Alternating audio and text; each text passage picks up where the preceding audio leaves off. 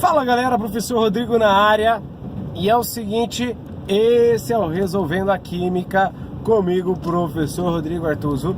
E você sabe que de vez em quando a gente posta aí uns vídeos comentando, falando de química quando eu estou no trânsito, viajando de uma cidade para outra da região metropolitana de Curitiba, ou indo para casa, indo viajar, sei lá, a hora que tiver uma pira assim eu coloco no carro o nosso queridíssimo smartphone e eu gravo um bate-papo com você, certo? Muito bem, essa semana eu coloquei lá no Instagram umas perguntas de ideias, de dicas de assunto sobre o que falar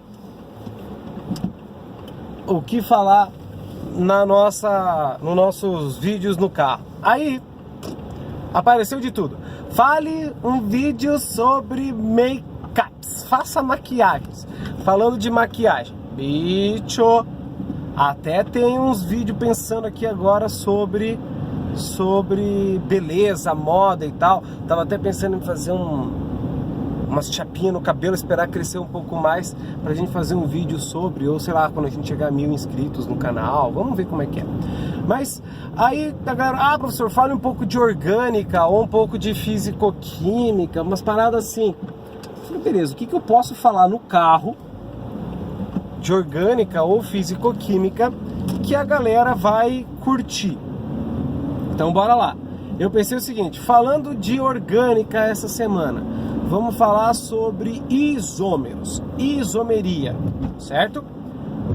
Por quê? Porque é um assunto que a galera fica meio viajando e dá pra gente colocar alguns exemplos aqui no cantinho na hora que a gente for fazer a edição.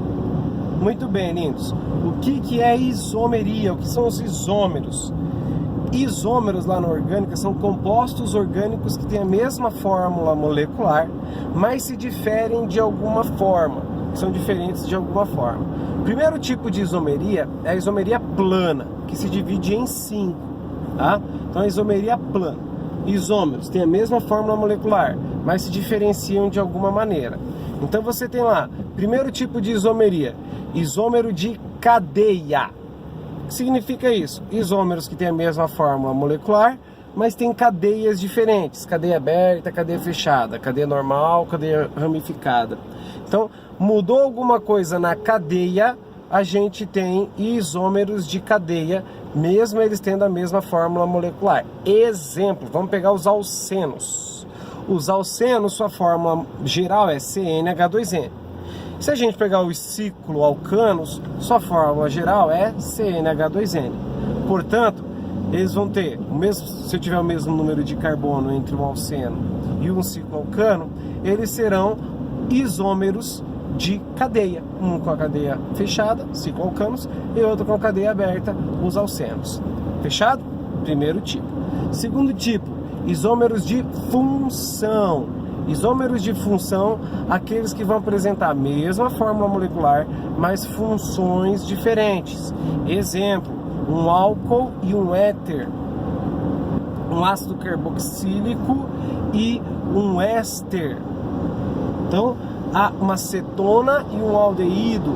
Então você vai ter fórmulas moleculares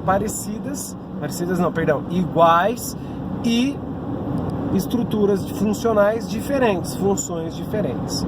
Isso é isômero de função. Beleza? Terceiro tipo de isômero, isômero de posição. O que é isso? Quando eu mudo a posição da função, quando eu mudo a posição de uma radical, eu estou tendo um isômero de posição, mudando a posição do isômero. Então vou ter a mesma fórmula molecular, vou ter mesma função, mesma cadeia, mas vou mudar a posição de um radical, a posição do grupo funcional e assim por diante. Terceiro tipo. Quarto tipo de isomeria plana. O quarto tipo de isomeria plana é a tautomeria. Tautomeria. O que é a tautomeria? A tautomeria é quando você tem um enol. Enol é aquela OH em carbono de dupla. Enol. E aí o que vai acontecer? Vai acontecer essa reação que eu vou colocar aqui para vocês. A dupla do carbono insaturado vai subir lá para o H, formando uma dupla O, e o hidrogênio vai cair, formando ou um aldeído ou uma cetona, que está aqui para você bonitinho. Isso é tautomeria, é um caso especial de isômero de função. Acontece em ressonância, por sinal, tá? Fica ressonando aí. O último caso de isomeria plana é a metameria ou compensação. Acontece quando eu tenho éteres, quando eu tenho aminas, quando eu tenho ésteres, que é um caso especial de posição, que é mudar a posição em relação ao heteroátomo, tá? Vou deixar uns exemplos aqui para vocês, bonitinho, para você ver. Tô andando devagar aqui porque a BR que eu pego para voltar para casa, tá tudo parado. Que beleza, que beleza. Muito bem, galera. Então, isomeria plana. Show. Segue o baile. Agora a gente tem isomeria espacial, que é o quê? É se eu modificar alguma coisa no espaço. Então vai ter mesma função, mesma posição. Só vai mudar a relação espacial. Primeiro tipo, tá? A geometria cis-trans. São os isômeros geométricos, cis e trans. Vou deixar a dica para você aqui, ó, cis e trans. No cis, o que vai acontecer? Eu preciso ter uma estrutura rígida, que não gire. Então eu preciso ter ou carbono com dupla ligação, e esses carbonos têm que ter radicais diferentes no carbono, mas pode ser igual entre dois carbonos, tem que ser diferente no carbono, e que eu tenha, em um caso, o cis, os hidrogênios, no caso, né, geralmente os menores massas, os hidrogênios do mesmo lado do eixo, e trans em opostos. Isso pode acontecer também quando eu tiver um ciclo. Posso ter cis e trans no ciclo, fica atento, porque é uma estrutura rígida, que não torce. Então, é a brincadeira que eu faço. Se você tiver essa estrutura, tenta girar, não dá, certo? Se você tiver uma estrutura assim, tenta girar, não dá. Então, apesar deles terem tudo igual, fórmula molecular, função, tudo, vai mudar na geometria deles. Então a gente vai ter um isômero geométrico cis e trans. Ainda pode ter o E e o Z, mas esse eu vou deixar para uma próxima explicação, para a gente conversar um pouco mais no quadro e tudo mais. Fechado? Isomeria geométrica cis e trans. E o outro tipo, o último, é a isomeria ótica.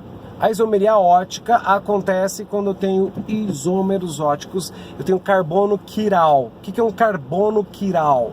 Carbono quiral é aquele que tem 4 ligantes diferentes, obrigatoriamente 4 ligantes, e os 4 ligantes diferentes. Está aqui um exemplo de carbono quiral. Quando eu tenho carbono quiral, eu posso ter isomeria ótica. O que é isomeria ótica? É desviar a luz polarizada. Eu vou ter um dos isômeros desviando a luz polarizada para a direita, que a gente chama de destrógiro, e o que vai desviar a luz para a esquerda, que é o levógiro. Tá tudo parado, velho, por isso que eu tô sem a mão no volante. A BR tá parada. Destrógiro desvia a luz para a direita, levógiro para a esquerda. E isso a gente chama de isômeros oticamente ativos. E a mistura equimolar, ou seja, a mistura de igual quantidade desses dois, vai formar o que a gente chama de racêmico, uma mistura racêmica, que é oticamente inativo. Então a gente tem os isômeros ativos e inativos. Tem uma formulinha para a gente calcular. O número de isômeros ativos e inativos depende do número de carbonos quirais que a gente tem. Tá? Então, se a gente tiver lá um carbono quiral, a gente tem 2 ativos e 1 inativo. Tem também o caso dos mesoisômeros, mas assim como o E e o Z, eu vou fazer um vídeo especial falando sobre os meso. Fechado? Então tá aí, galera, um bate-papo falando de isômeros de orgânica atendendo a pedidos. Nos encontramos em mais vídeos aqui no Resolvendo a Química. Qualquer dúvida, qualquer informações a mais que você precisar, também siga a nossa página lá no facebook.com/Prof. Rodrigo Artuso. Não deixe de curtir, não deixe de se inscrever e indicar o canal para os seus amigos. Valeu? Até a próxima. Tchau, tchau!